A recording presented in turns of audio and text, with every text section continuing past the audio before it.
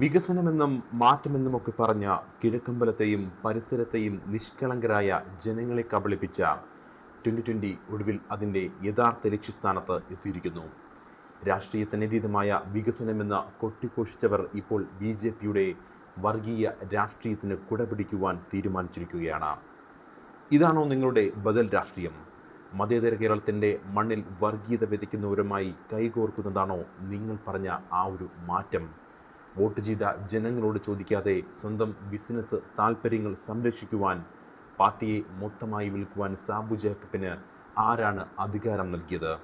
വികസനത്തിൻ്റെ മുഖംമൂടി അഴിഞ്ഞ കോർപ്പറേറ്റ് ഫാസിസമാണ് 2020 എന്ന ഇപ്പോൾ തെളിഞ്ഞിരിക്കുകയാണ്. മതേതര കേരളം ഈയൊരു വഞ്ചന പൊറുക്കുകയില്ല. കോർപ്പറേറ്റ് താൽപ്പര്യങ്ങൾക്കായി ജനഹിതത്തെ ബലികൊടുക്കുന്ന 2020യുടെ രാഷ്ട്രീയ നാടകത്തിന് കേരളം അന്ത്യം കുറിക്കുക തന്നെ ചെയ്യും.